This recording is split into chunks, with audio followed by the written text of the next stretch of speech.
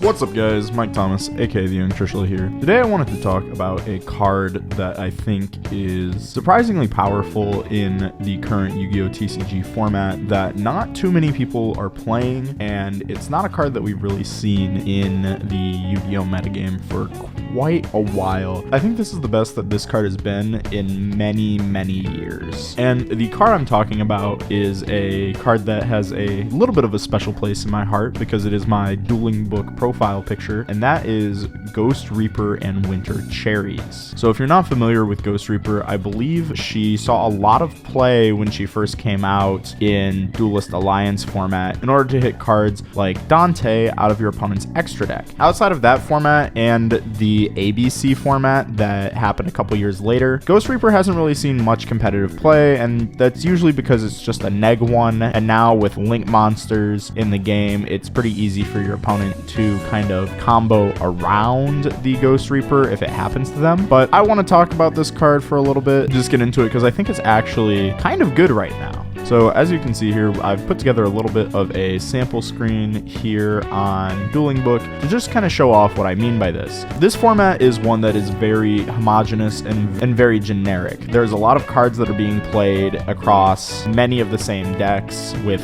good stuff decks, or otherwise known as based, being very popular in the format right now. And for that reason, I think Ghost Reaper is actually pretty solid, because if we take a look at this extra deck with cards like Verte Anaconda, Halki Fibrax, Destroyer Phoenix Enforcer, not you, Baron, Yazi, Auroradon, a lot of decks, there's a pretty good chance that if you're playing a competitive deck, you probably play one of these cards in your extra deck at the moment. You know, that can be said about most decks in the format, that you're playing one of these. Here's the thing I think about based and a lot of the good decks in the metagame.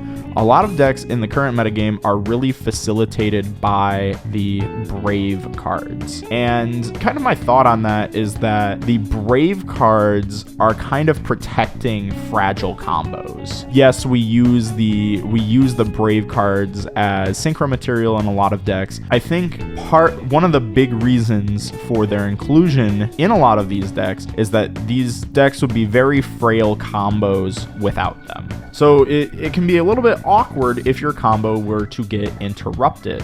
So having a card like Ghost Reaper in your hand would kind of force your opponent to play an already potentially awkward combo without a critical combo piece. So imagine you're playing against Based and your opponent starts with the Brave cards, and just on a whim you would Ghost Reaper their Halki Fibrax. Now, unless they already have the Red Rose Dragon in their hands, they are now locked out of the best card in their extra deck, Halk being the only card that I believe they play multiples of in their extra deck. So that would reduce their potential ceiling from being, you know, like Scythe, Dagda, DPE, Baron, Herald, to maybe just Dagda, DPE, maybe even just as little as DPE Pass. I personally like hand traps like this, where it might not end your opponent's turn outright, but it will drastically change their combo in the right scenario. And I think hand traps like that are generally pretty good, especially in a format like this, where if your opponent resolves their full combo, they're probably winning the game. I can already anticipate the comments where it's like, well, just because you Ghost Reaper them doesn't mean that they don't combo, right? Like, and we even just said that they could have the Red Rose and they could just full combo you anyway. But I think Ghost Reaper is a little bit more nuanced in that it can come up against a lot of decks. So say, for example, you are playing against the Cyberse Eldritch deck and you have DPE in your extra deck. Say that you are playing Verte Anaconda plus DPE, and you play against this Cyberse Eldritch deck, and they set up their Dagda, they make their Verte Anaconda, and they just go Anaconda send Fusion Destiny. You can just Reaper call Destroyer Phoenix Enforcer, and now they're locked out of summons, and they're down 2,000 life points with a 500 monster on the field that they invested 2 bodies into. So Ghost Reaper is actually kind of interesting. It's kind of cool right now. In some ways, it's kind of like Effect Veil Veiler, but I think being able to remove your opponent's resources is a really important thing that Ghost Reaper does over something like an Effect Veiler. Also,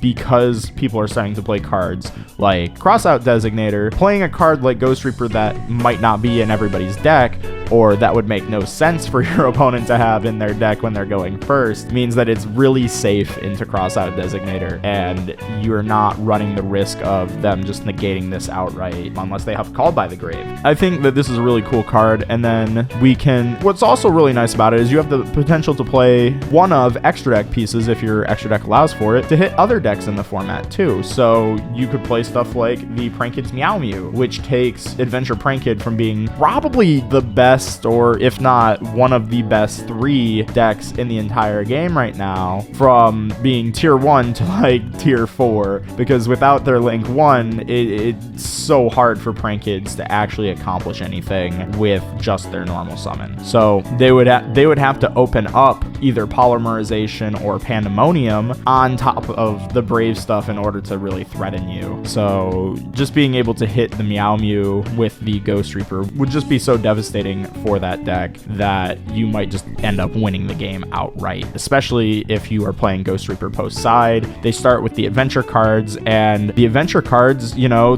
would stop most hand traps from disrupting the Prankid's combo. That's what makes Adventure Prankid so good. But Ghost Reaper would deal with that completely. You just Ghost Reaper when they summon their token, and you just call Meow Mew, and now they're passing on token plus Griffin, and their Meow Mew is gone for the rest of the game, so they'll always have to start their play with a fusion spell of some sort. So I think this card has a lot of potential. Let me know what you think about Ghost Reaper in the comments section. Have you been playing this card? Have you thought about Ghost Reaper? Do you think this card is crazy, or do you think this card is cap? Let me know. But if you did enjoy this video, if you did think that this was interesting, drop this video a like. It does help the channel out a lot, or consider subscribing. The channel's been growing so much lately, and I want you to be a part of that growth. That's about all I have for you guys today, so I hope you have a great rest of your day, and I hope to see you in the next video.